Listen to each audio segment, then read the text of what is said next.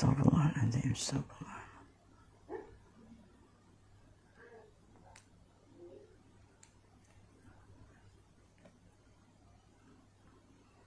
Astagfirullah.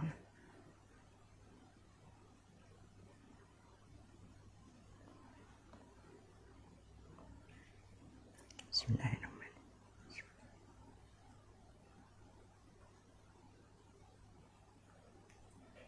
Okay, waalaikumsalam. Tidak masuk. Evi okey ke? Okey. Mudah-mudahan tak ada masalah ya Ti. InsyaAllah. InsyaAllah.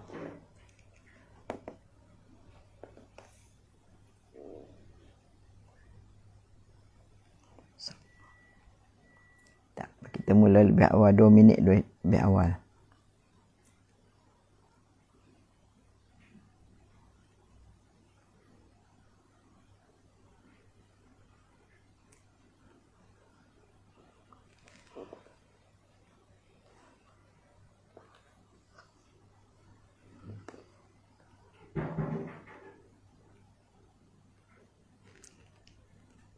Okay.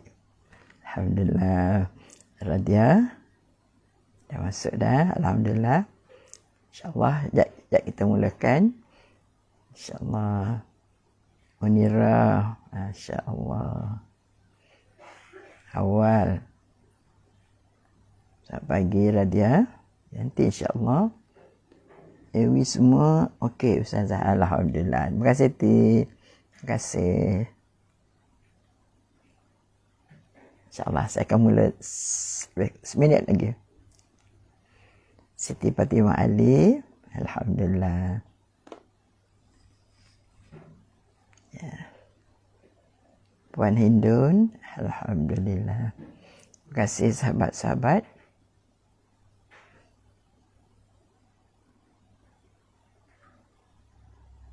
Harani. Zaliha Zainal. Okey. Okay.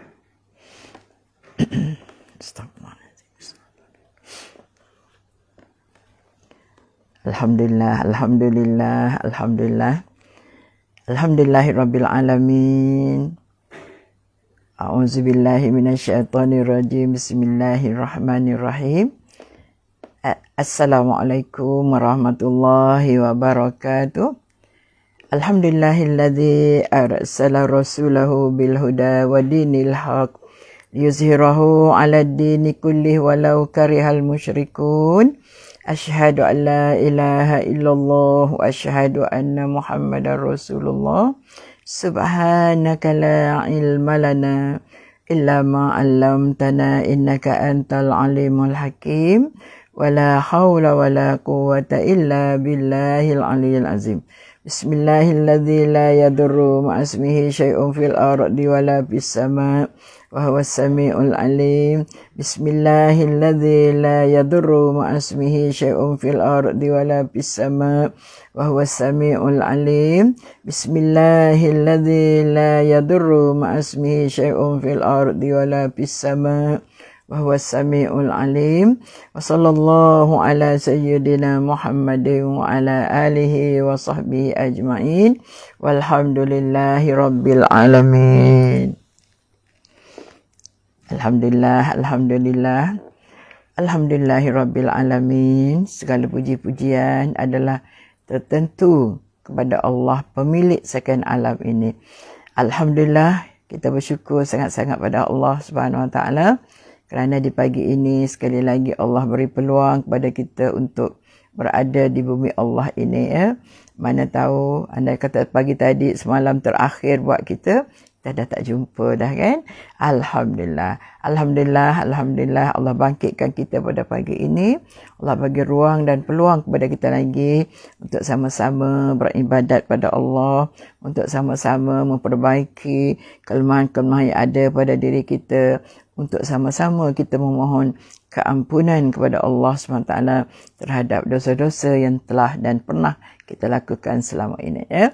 Allahu Akbar ya. Alhamdulillah, alhamdulillah kita bersyukur kita dapat berkuliah subuh lagi pada pagi ini anjuran daripada surah An-Nur pasal 3A Bandar Seremban Selatan. Terima kasih kepada pihak penganjur atas ruang-ruang yang diberikan kepada kami untuk berkuliah secara online. Alhamdulillah.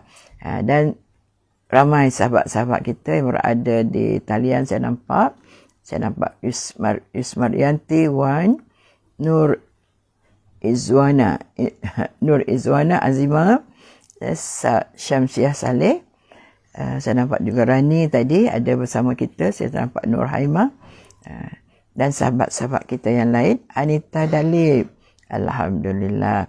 Oh, Azima kata sangkut-sangkut, kena keluar dulu lah kot ya. Okey, Alhamdulillah. Kita tahu, kita ingat, kita nampak bahawasanya jangan lupa ya muslimin-muslimat semua yang berada dalam kuliah pada pagi ini untuk menyumbang sedikit dana ataupun infak kita untuk membolehkan kita lagi untuk membolehkan kita lagi berkuliah bersama-sama sebab surau An-Nur ini banyak mengadakan kuliah-kuliah buat kita, kuliah subuh, kuliah maghrib. Saya nampak setiap hari, Masya Allah, kuliah duha. Alhamdulillah, mudah-mudahan keadaan ini menjadikan kita semua orang-orang yang mengetahui. Apa makna orang yang mengetahui? Orang yang ada ilmu pengetahuan. InsyaAllah, itu yang kita harapkan. Okey, muslim-muslimat semua, saya nampak Syarin, saya nampak Mama Yah Hashim, Zabariah Daud, Nur Haimah, siapa lagi tak itu? Siti Z, saya dapat Wan, Yati Effendi. Okey, Alhamdulillah, terima kasih banyak-banyak atas kehadiran dan insyaAllah kita kongsi dan memang kita pakai buku ni Okey, Akhlak Seorang Muslim.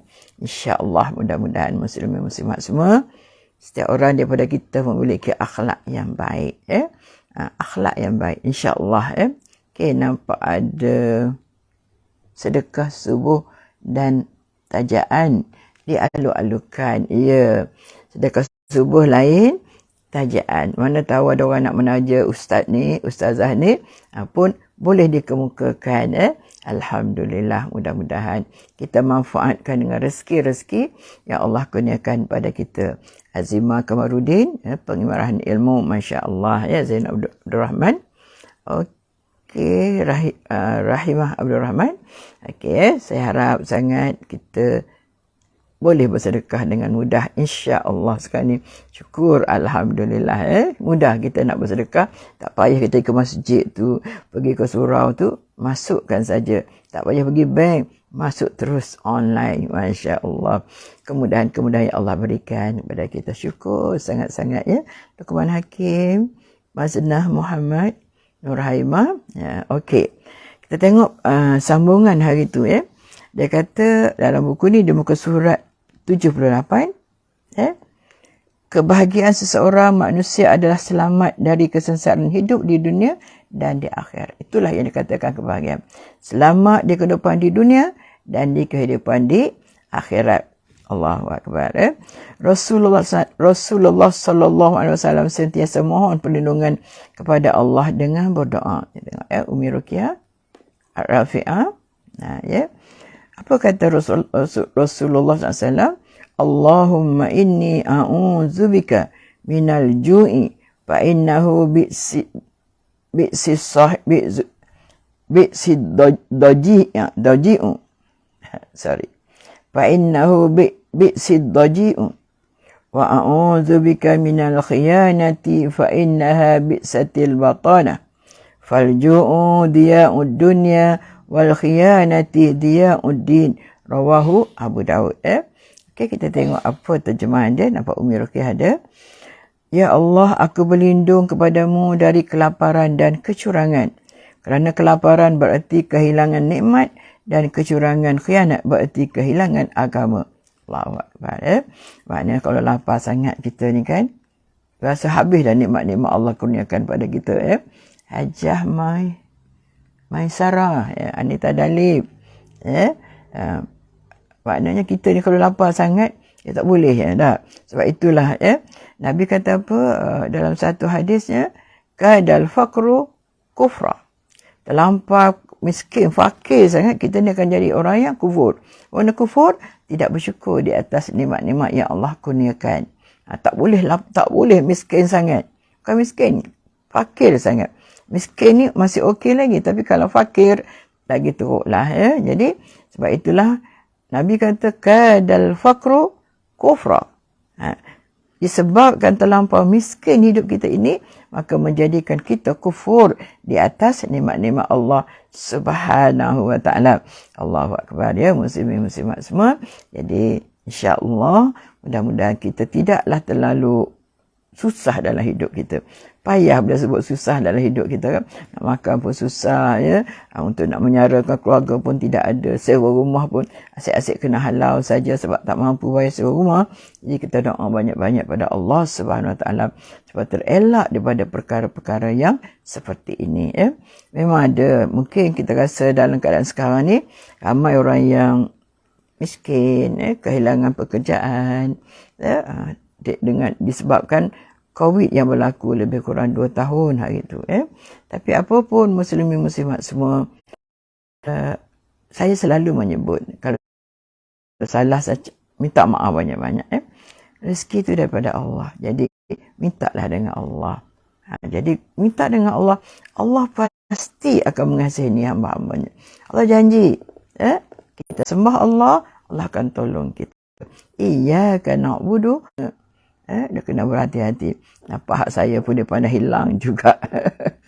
Okey, Kemarujan ada, Sairah ada. Terima kasih semua atas kehadiran sebab sekarang ni subuh kita lambat kan. Bila subuh lambat tu terkejar-kejar jugalah ya untuk mengikuti kuliah jam 6.45 ya. Salih Ahmad, Zai Zamri. Okey ya. Jadi sebab itulah muslimin muslimat semua, Islam memohon apa, minta kat kita berdoa pada Allah supaya kita terjauh daripada kelaparan. Bila kelaparan tu menjadikan kita tidak bersyukur di atas nikmat-nikmat Allah yang Allah kurniakan kepada kita ya. InsyaAllah ya. Saya selalu sebut rezeki di bumi Allah ini ada. Setiap orang ada rezekinya, cuma carilah. Berhenti kerja, mungkin ada rezeki kita kerja di tempat lain dan mungkin lebih baik daripada itu. Jangan duduk diam, kok duduk saja kat rumah, tak minta kerja, tak cari kerja, rasa cukup, rasa dah boleh itu dan sebagainya ya. Cari kerja, cari rezeki di bumi Allah. Bukan cari kerja, cari rezeki. Asalkan halal, maka Islam tidak pernah melarang. Walau kerja itu, kerja yang nampak pada kita ialah hina kan. Macam saya pernah sebut sebelum inilah ya. Ada orang rezekinya dalam tong sampah. Dia pergi selongkar sampah.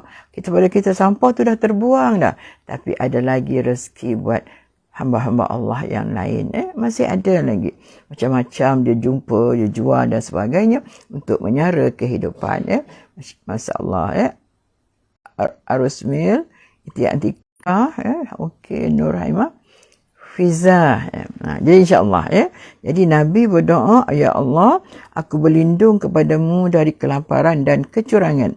Kerana kelaparan berarti kehilangan nikmat dan kecurangan, khianat berarti kehilangan agama.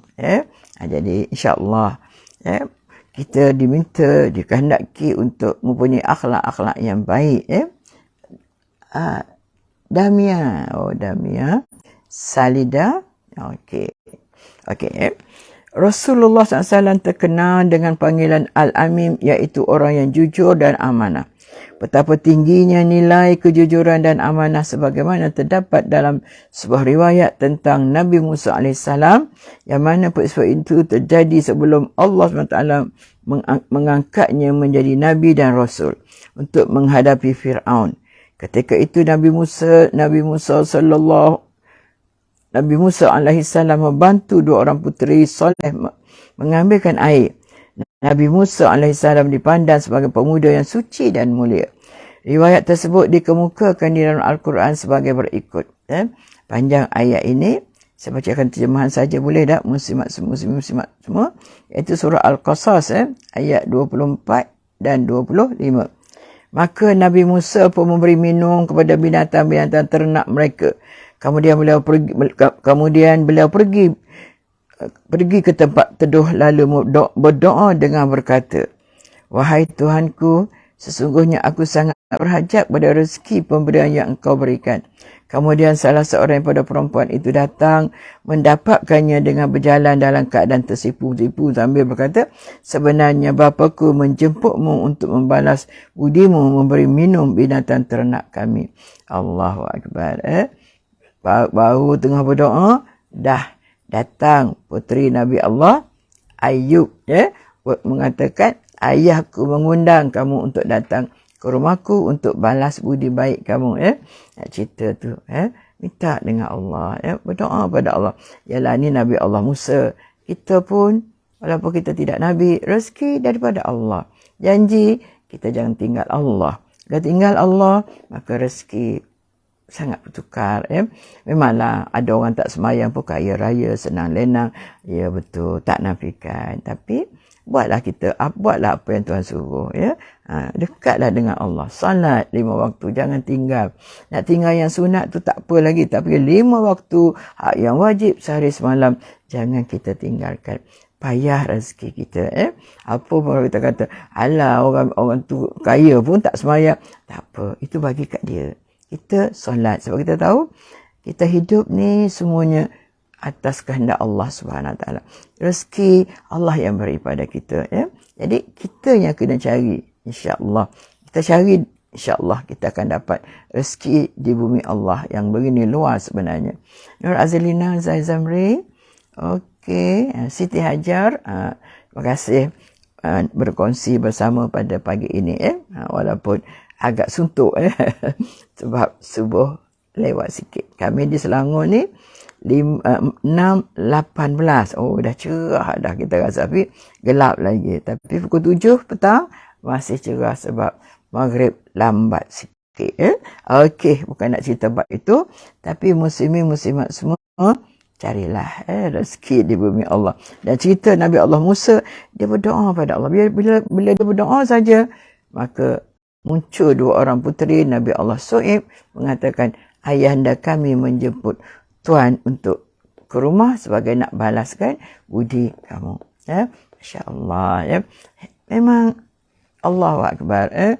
Allah sentiasa mendengar setiap keluhan hamba-Nya. Bukan saja para Nabi dan Rasul. Kalau para Nabi dan Rasul pun kena berdoa nak dapat rezeki, apatah lagi kita muslimin-muslimat semua. Fauzia Ahmad Isa Azimah, sambil hantar anak sekolah, tak apa, kok mana-mana. Zainul kata live sangkut-sangkut. Cuba keluar dulu dan masuk balik. Kamaria, okey, Fauzia, okey. Muslimin-muslimat semua, dekat diri dengan Allah. Saya kata semayang jangan tinggal.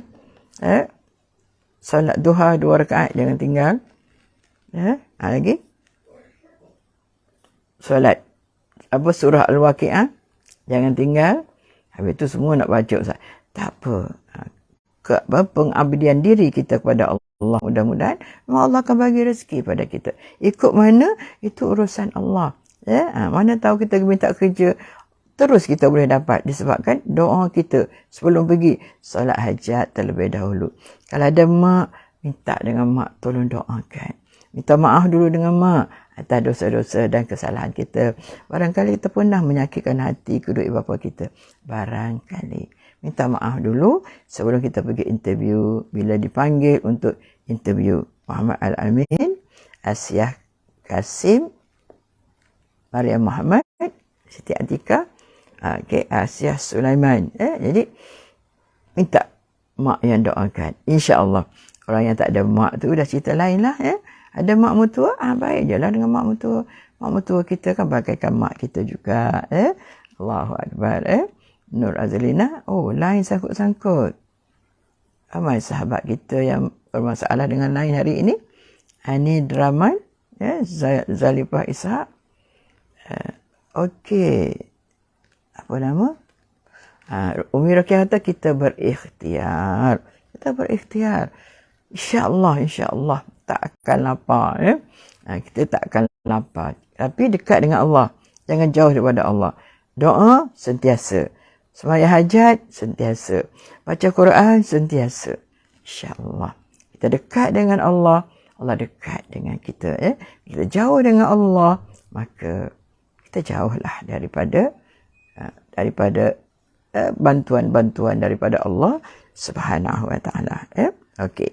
Maka ketika Nabi Musa datang mendapatkannya dan menceritakan kepadanya kisah-kisah kejadian yang berlaku mengenai dirinya, berkatalah orang tua itu kepadanya, janganlah engkau bimbang, engkau telah selamat dari kaum yang zalim itu. Salah seorang di antara perempuan yang berdua ini berkata, wahai ayah, ambillah dia menjadi orang upahan, iaitu pengembala kambing kita. Sesungguhnya sebab baik orang yang ayah ambil bekerja ialah orang yang kuat lagi amanah. Sebab sebelum ini Nabi Allah Musa ni orang yang kuat, dia mengatasi tenaga, saya lupa berapa ramai orang-orang, maknanya kekuatan yang ada pada Nabi Musa atas dia punya kuat bila bekerja.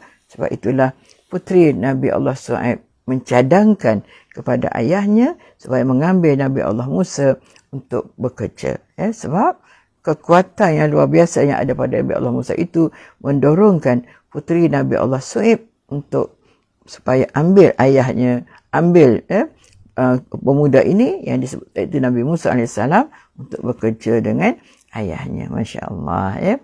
Allah bercerita pada kita keadaan-keadaan ini supaya kita mengambil iktibar. Apa paling penting? Walaupun Nabi Allah Musa adalah Nabi dan Rasul yang sebelum ini hidupnya senang lenang sebab berada di istana, iaitu istana Fir'aun. Senang lenang, apa tak ada masalah. Tapi bila rahsianya terbongkar mengatakan dia adalah seorang Nabi dan Rasul, maka dia telah lari meninggalkan istana kerana takut dibunuh oleh orang-orang Fir'aun. Allah SWT memilih para rasulnya dari kalangan manusia yang punya pribadi yang mulia.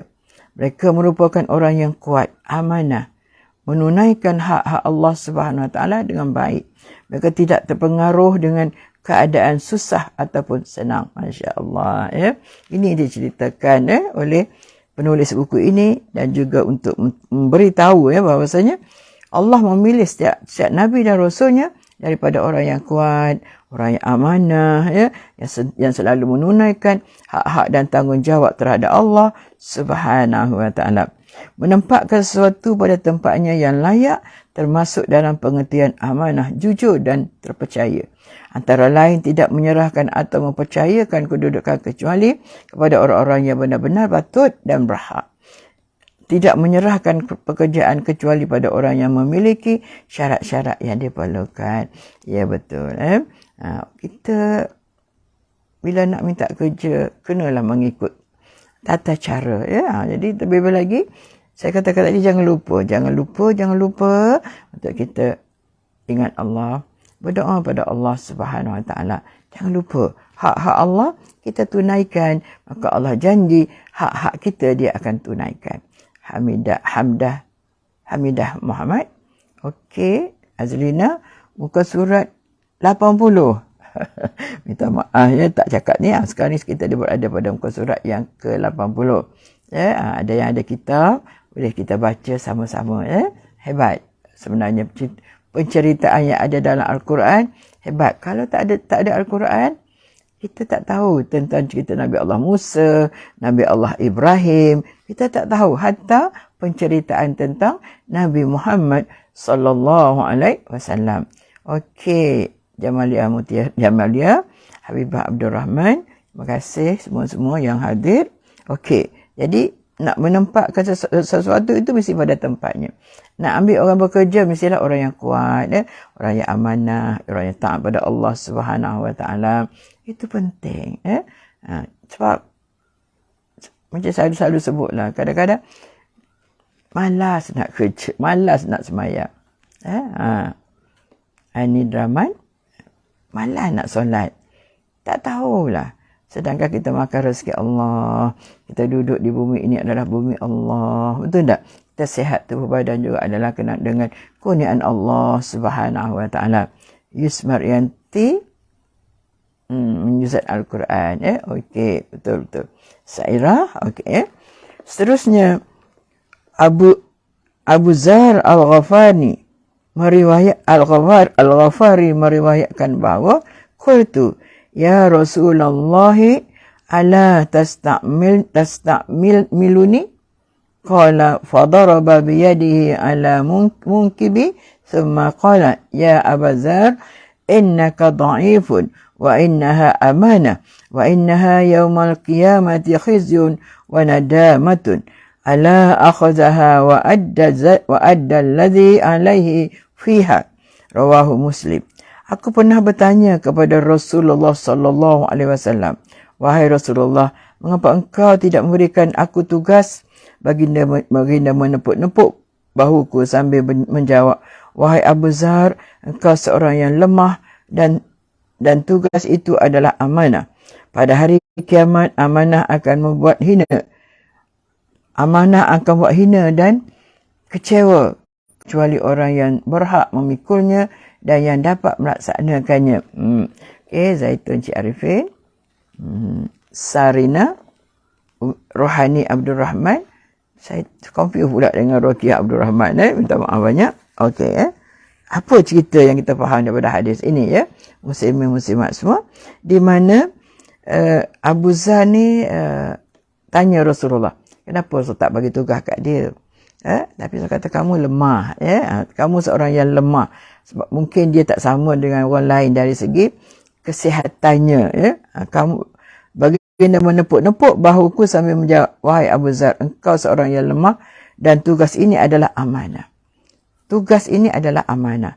Pada hari kiamat nanti, amanah akan membuat hina dan kecewa kecuali bagi orang yang berhak memikulnya dan dapat melaksanakannya. Sebenarnya gitulah ya. Rosniah Ibrahim Sherif. Okey. Rosyada. Maknanya amanah ni akan ditanya. Mana-mana tugas yang kita diamanahkan untuk menjalankan tugas itu, kita akan ditanya oleh Allah SWT di hari kiamat nanti. Kenapa kamu tak jalankan tanggungjawab ini dengan baik? Kalau menjalankan tanggungjawab, maka insya-Allah sebesar-besar pahala Allah berikan. Orang jadi ketua negara, pemimpin negara, presiden negara, menteri, ketua menteri, Perdana Menteri. Semuanya akan disoal oleh Allah SWT di hari kiamat nanti. Boleh tak? Selesai tak amanah kita? Kalau kita jalankan dengan baik, maka insya-Allah akan mendapat ganjaran sebesar-besar ganjaran di sisi Allah Subhanahu Wa Taala. Ya? Jadi jangan hanya mengejar pangkat, gelaran dan sebagainya. Kalau kita tahu kita tidak mampu nak memikulnya, sebab amanah ini akan ditanya di hari kiamat nanti. Kullukum ra'in wa kullukum mas'ulun an ra'iyati. Kullukum ra'in wa kullukum mas'ulun an ra'iyati. Setiap kamu adalah pemimpin dan setiap pemimpin akan ditanya akan tugas-tugas yang dilaksanakannya. Jalan ke tidak? Kita juga sebagai pemimpin dalam rumah tangga kita. Didik anak-anak. Adakah kita didik dengan baik? Rumah tangga, adakah kita jaga dengan baik? Sebab kita menjadi seorang isteri kepada seorang suami. Kena jalankan tugas kita sebagai seorang isteri. Umi Acik Rosyada. Okey. Jadi perkara macam ni sangat penting, sangat besar tugas kita. Dan nampaklah suri rumah je. Ingat suri rumah tak ada banyak kerja ke? Suri rumah lebih banyak lagi tugas berbanding dengan orang kerja kat pejabat. Pasal start daripada bangun pagi. Semua kerja nak buat, semua tu. Yang tu kainnya, nak masaknya, nak kemas rumahnya, nak uruskan anak pergi sekolah, hantar anak sekolah, ambil anak balik sekolah. Dah jadi macam bas sekolah kita kan. Hantar sekolah ni, Masya Allah ya. Okey, betul Latifah Ali. Setiap pemimpin akan disoal. Jalan tak tugas dan tanggungjawab? Kalau ramai lagi orang miskin, apa tugas kamu selama ini? Jadi semua akan ditanya. Takut. Sebab tu dalam satu syair Arab, pemimpin adalah khadam. Khadam? Pernah khadam? Khadam. Yang bertugas untuk orang lain. Menjaga kebajikan orang lain. Orang-orang yang di bawah tanggungannya. Kerja banyak. Nak lipat baju lagi. Betul Sarina, Kemarujan, Umi Acik. Memang pun kerja kita perempuan, walaupun kita tak bekerja di ofis, kerja kat rumah tak habis-habis kan. Sampai tutup mata. Habis cerita dah. Kalau tak tutup mata tidur, akan ada lagi kerja. Ada anak pukul 11 minta nak makan. Bayangkan, kita dah nak tidur, dah kadang-kadang nak rebahkan belakang penatnya, kita kata dah. Okey, Ainal Marhana. Betul Mas Marhana Abdul Ghani Habibah, betul Ustazah kata. Betul kan? Tak habisnya kerja kita, ya Allah. Kadang-kadang ada setengah anak tu, anak 3 orang 3 jenis makan. Cuba bayangkan. Allahu Akbar. Anak saya yang kecil tu, anak dia hak seorang tu makan ayam goreng celup tepung, hak seorang ni ayam goreng kunyit, hak seorang ni kari ayam. Cuba bayangkan, semua nak diikutnya. Memang dia buat untuk kari sikit, untuk ayam celup tepung sikit, untuk ayam kunyit sikit, potong kecil. Allah, saya kata tak apalah, mudah-mudahan kita buat yang terbaik untuk anak kita dan ada balasan di sisi Allah Subhanahu Wa Taala. Bukan saja-saja, tak ada. Kita tengok Allahu Akbar, rajinnya nak tunaikan kehendak anak macam tu sekali. Masing-masing tak sama.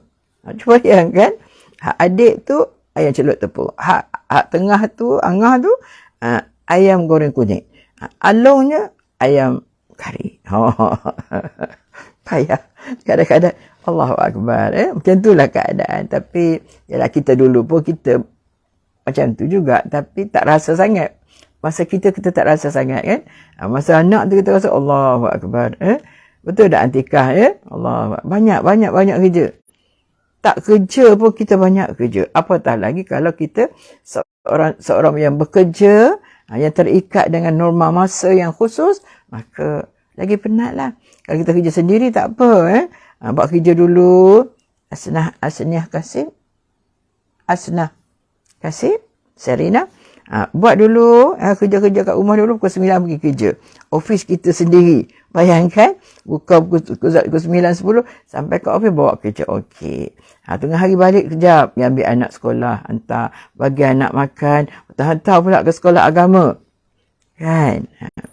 Kita masuk balik office kita. Jadi lain. Itu kalau office kita. Kalau kita bekerja dengan orang yang terikat dengan masa, masuk pukul 8.30, balik jam 5.30, kita penat kan? Kita penat sebab kita tinggalkan rumah daripada pukul 7 pagi lagi tadi. Bayangkan keadaan rumah. Jadi apa pun muslimin muslimat semua, walaupun kita bekerja sendiri, kerja juga kerja dengan orang pun ada majikan, maka kerja juga. Dan setiap kerja kita itu juga akan disoal oleh Allah SWT. Kamu dah jalan tak tugas itu dengan baik? Ataupun asyik duk main handphone saja, asyik duk telefon anak-anak saja. Yang ni akan disoal. Berkenaan macam tu, ya Allah, aku biasa buat. Aku telefon jabat untuk nak telefon anak-anak. Sebab masa tu mana ada handphone. Kalau ada handphone pun, kita sangat sayang kan? Sebab dulu pakai prepaid. Habis isi. Zalia kata betul. Maknanya habis isi. Jadi kita sayanglah handphone kita tu, takut habis kan. Pakai telefon pejabat. Betul ke kerja kita macam tu? Tak betul kan? Roslina, Saidra.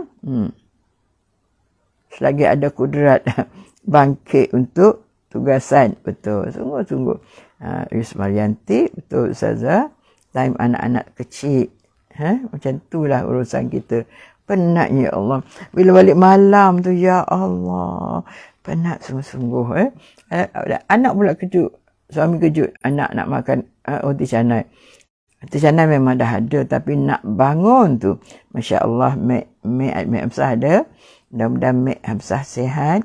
Sahabat kita Ayah sihat. Dan sahabat-sahabat kita yang lain, Allah kurniakan kesihatan yang baik buat kita semua, insya-Allah. Amin. Okey, muslimin muslimat semua, tugas kita banyak, dan apa pun tugas kita, kecil ke tugas kita, besar ke tugas orang lain, semuanya akan disoal dan dipertanggungjawab di hari kiamat. Hatta dia seorang ketua menteri, hatta dia seorang perdana menteri, ataupun menteri-menteri yang lain. Kita dekat rumah pun kena tanya, apatah lagi orang-orang yang bertugas, yang makan gaji, yang ambil duit Maksudnya yang ambil duit dia ambil gaji lah ya. Jadi sudah semestinya tugasnya begitu banyak ya. Adakah kita menjalankan tugas itu dengan baik? Allahu Akbar ya. Tak tahu nak cakap lah ya. Semoga rezeki yang kita bagi pada anak-anak kita itu adalah rezeki yang ikhlas, rezeki yang halal yang datang daripada Allah Subhanahu wa ta'ala. Apa kata ni, Allahu Akbar, banyak pengalaman nak membesarkan 7 orang anak. Ibu kena buat betul ya, betul. Kalau anak sikit pun banyak juga tugasnya sebab bekerja, betul tak? Macam setengah orang dia tak bekerja tapi anak ramai Allah bagi. So macam-macam tugas, macam-macam tanggungjawab yang Allah berikan kepada kita untuk kita meneruskan hidup ini. Tapi akan ditanya di akhirat Allah Subhanahu wa ta'ala. Okey, Rusmini, Zaliha, Rafi'ah. Okey, muslim-muslimat semua ya. Okey. Kemampuan dalam melaksanakan tugas tidak semestinya orang yang memiliki jiwa yang baik dapat melaksanakannya. Ada kalanya orang yang baik dan beriman tidak mampu memikul tugas tertentu sehingga mencapai hasil sebagaimana yang diharapkan. Dalam riwayat Nabi Yusuf alaihissalam, baginda tidak mencalonkan diri untuk menduduki jabatan sebagai bendahara negara Mesir berdasarkan kenabian dan ketakwaannya sahaja, tapi ia berdasarkan pengetahuan dan kesanggupan melakukannya. Ketika itu baginda dengan jelas mengatakan kepada penguasa Mesir, qala ja'alni ala khazainil ardi inni hafizun alim. Surah Yusuf ayat 55. Yusuf berkata, jadikanlah daku pengurus pemedaraan hasil bumi Mesir. Sesungguhnya aku sedia menjaga dengan sebaik-baiknya, lagi mengetahui cara mentadbirkannya. Maknanya begitu sekali ya, menceritakan kalau pandai boleh. Sanggup untuk menjalankan tanggungjawab yang diamanahkan oleh ketua jabatan kita kepada kita, muslimin-muslimat semua ya. Mudah-mudahan insya-Allah kita bekerja dengan baik, kita amanah, kita dapat rezeki halal yang kita makan untuk tanggung diri kita, dan kita menanggung anak-anak kita dan lain-lain. Mungkin kita menanggung mak bapak kita, tapi kita dapat rezeki yang halal daripada Allah Subhanahu wa ta'ala. Sebab tak rezeki pun ditanya juga. Bagi mana, dapat kat mana, guna kat mana, ditanya. Banyak soalan-soalan yang ditanya nanti kepada kita. Saya takut kita tak mampu nak menjawabnya dengan baik di hadapan Allah Azza wa Jalla. Allahu Akbar, muslim-muslimat semua. Doakan anak saya Sarina ambil SPM hari ini, semoga dipermudahkan. Amin, amin, insya-Allah ya. Rabbi yassir wa la tu'assir, Rabbi tammim bil khair. InsyaAllah, mudah-mudahan Allah memudahkan apa yang payah. InsyaAllah ya, insyaAllah. Mudah-mudahan mak bapak doa lebih kuat lagi ya. Lebih kuat lagi berbanding dengan orang lain. InsyaAllah. Setiap mak sentiasa mendoakan anak-anak dia. Betul kan? Siti Jaihan. Okey. Kita ada masa sikit lagi. Okey. Seterusnya, semasa Abu Zar meminta kepada Rasulullah SAW supaya beliau diberi tugas, sedangkan Abu Zar sendiri mengetahui bahawa beliau tidak mampu melakukan pekerjaan tersebut, amanah dapat dilaksanakan dengan baik. Kita harus memilih orang yang mampu untuk melaksanakan tugas tersebut. Janganlah sebab kawan kita ambil dia, tak? Bolehkah dia buat kerja dengan baik? Ambil saudara mara kita, adik-beradik kita melaksanakan tugas. Tapi kadang-kadang mereka tak mampu melaksanakan tugas itu dengan sebaik-baiknya. Ya? Kadang-kadang kita ambil orang bekerja. Contoh kita ada kedai makan. Ya? Kedai makan kan orang bayar dengan cash duit. Yang ni perlu kepada orang yang duduk di kaunter itu, orang yang amanah. Sebab duit cash, 100, 200, 500, 1000, 2-3 ribu satu hari. Ada yang sampai 10,000 bisnes dia setiap hari. Kalau orang duduk kaunter tak amanah, dia ambil RM50 saja kan? Kita tak tahu. Dia ambil 100 satu hari. Kita tak tahu. Kalau dia amanah, dia tak buat. Sebab dia tahu Allah sentiasa ada bersama dengan kita. Di mana-mana Allah melihat. Jangan risau. Allah memang melihat kita berada, walaupun kita berada di ceruk mana, dalam peti kaca yang tak boleh masuk apa-apa, Allah mengetahui apa yang kita lakukan. Tapi kadang-kadang ada orang dia tak macam tu dah. Tak ada orang boleh buat. Mudah-mudahan tersemak di hati kita ni, walaupun tak ada orang, tapi kita yakin Allah SWT memang ada. Walaupun kita tak nampak Allah, tapi Allah nampak kita. Itu dia ihsan. Allahu Akbar. Ya, ada lagi Nur Azlina ambil SPM ya. Amali SPM. Ya, betul. Tak, saya ni tak tahu cerita apa dah Nur Azlina. Kita dah anak pun tak ada dah yang ambil SPM. Cucu pun tak ada lagi. Kadang-kadang tanya cuti sekolah pun tak tahu bila. Allahu Akbar, Allahu Akbar. Apa kata Jamal ya? Allah Maha melihat. Dan di mana pun, di ceruk mana pun, Allah Maha melihat. Orang jujur, dia tak nampak Allah, dia tahu Allah nampak dia.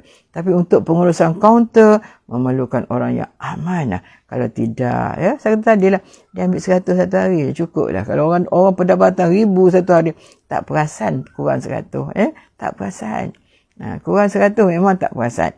Tapi, itulah. Biasanya, kerja di kaunter ni, tukar di kaunter yang kedai makan yang duitkan macam ni, biasa dia akan ambil saudara mara yang terdekat, adik dia ke, betul tak? Tapi kalau ambil adik, kena ambil kira juga. Kalau dia tak mampu buat kerja, kita ambil dia sebabkan dia adik, pun tak boleh juga. Belajar untuk jadi insan muraqabah. Muraqabah, ya betul. InsyaAllah. Payah nak sampai. Tapi ya memang kena macam tu. Muraqabah, insyaAllah. Okey. Sebagaimana sabda Rasulullah SAW, man ista'mala rajulan ala asabatin wa fihi man huwa arda lillahi minhu faqad khana Allah wa rasulahu wal mu'minin, rawahul Hakim. Barang siapa memberi tugas kepada seseorang sebagai pemimpin sesuatu kelompok, padahal di dalamnya kelompok itu terdapat orang lebih besar takwanya kepada Allah daripada orang yang ditugaskan itu, maka orang yang telah melantik itu telah mengkhianati Allah SWT, Rasulnya dan kaum mukmin. Bukan yang dilantik itu saja bertanggungjawab, orang yang melantik juga bertanggungjawab. Kenapa dia dilantik untuk menjadi pemimpin kepada satu masyarakat, sedangkan dia tidak mampu melaksanakannya. Allahu Akbar. Sedih tu, sangat. Okay, Yanti kata, sahabat-sahabat doakan pemusafiran Ustazah dan tim ke Kuantan hari ini. Warga Kuantan, jumpa esok. Ya, kami akan ke Kuantan pada pagi ini. Sebaik saja selesai satu kuliah saya jam 11 pagi. Doakan kami gini ramai rombongan Cik Kia. Nak ikut? Boleh, tak ada masalah. Boleh. Kita riba-riba pula dah. Roslina. Okey, muslimin-muslimat semua. Kita pergi sikit lagi. Saya ada masa sikit dalam 5 minit lagi. Yazid bin Abi Sufyan menceritakan pengalamannya sebagai berikut. Ketika Khalifah Abu Bakar As-Siddiq melantikku sebagai penguasa di daerah Syam, beliau berkata kepadaku, wahai Yazid, engkau punya keluarga yang ramai, maka jangan sekali-kali engkau mempengaruhi mereka dengan kekuasaanmu. Itulah yang paling aku bimbang, kerana Rasulullah SAW telah bersabda yang bermaksud, barang siapa diserahi pimpinan mengurus kepentingan kaum muslimin, kemudian dia mengangkat seorang penguasa dengan sesuka hatinya, maka sesungguhnya dia akan dilaknat oleh Allah SWT dan amal perbuatannya tidak akan dipertimbangkan sebelum dia dimasukkan ke dalam neraka jahanam. Allahu Akbar. Hadis ini adalah riwayat Al-Hakim. Saya baca dulu sebab dia ada penceritaan di mana ketika Khalifah Abu Bakar As-Siddiq nak melantik penguasa di daerah Syam, beliau berkata kepadaku, wahai Yazid, engkau mempunyai keluarga yang ramai. Sebab ada anak ramai, mana tahu dia akan lantik ahli keluarga dia untuk menjawat jawatan. Tak kisahlah, dia peringkat bawah, dia pakai tertinggi sampai ke peringkat bawah, dengan penghulunya, dengan penggawanya, dengan ketua masyarakatnya, dengan ketua bahagiannya. Ramai kan? Saudara mara ramai. Kita pun lantik orang kita semua. Boleh tak? No way. Memang tak boleh macam tu. Sebab tu kita tengok besar tugas.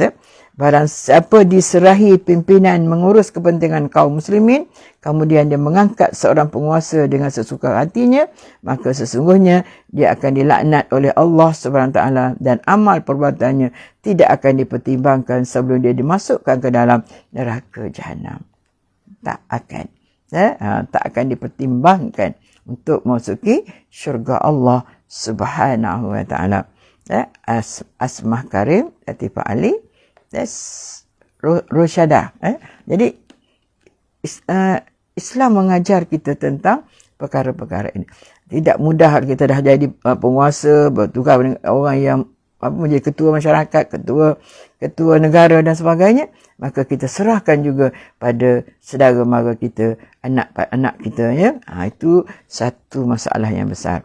Orang yang melantik, sesungguhnya dia kata, kemudian dia mengangkat seorang penguasa dengan sesuka hatinya, maka sesungguhnya dia akan dilaknat oleh Allah SWT dan amal perbuatannya tidak akan ditimbangkan sebelum dia dimasukkan ke dalam neraka Allah SWT. Ya. Mudah-mudahan muslim-muslimat semua benda-benda macam ni kita sangat jaga. Kalau kita jadi orang besar, janganlah lantik keluarga kita. Kecuali kita lantik disebabkan dia mampu melaksanakan tugas itu. Cerita kita berkaitan dengan tajuk amanah. Allahu Akbar. Orang tidak jujur dan amanah ialah orang yang mensia-siakan tenaga yang mampu untuk kepentingan umum dan tidak memberikan peluang kepada orang yang berkemampuan untuk menghina mereka. Nabi SAW telah menunjukkan bahawa sikap seperti itu merupakan gejala kerosakan yang mungkin akan berlaku pada akhir zaman. Dan memang pun berlaku. Orang yang tak berhak, kita bagi dia tugas. Orang yang memang khianat, kita bagi dia tugas untuk memimpin masyarakat. Sepatutnya tidak berlaku. Orang yang lantik itu salah ke tidak? Salah juga sebab dia melantik, kan? Supaya tak berlaku perkara-perkara ini. Nak lantik anak, tengok kemampuan dia. Boleh tak? Kalau dia tak boleh nak lantik dia. Bagi dia kursus dulu, bagi nasihat. Dah okey, boleh ambil. Bayangkan. Tapi kadang-kadang berlaku dalam masyarakat kita sekarang. Keluarga, ambil keluarga supaya dapat juga, orang kata apa, senang. Kerja payah, ambil keluarga, kita senang bagi gaji pada mereka. Tapi kadang-kadang mereka tidak amanah dalam melaksanakan kerja-kerja itu.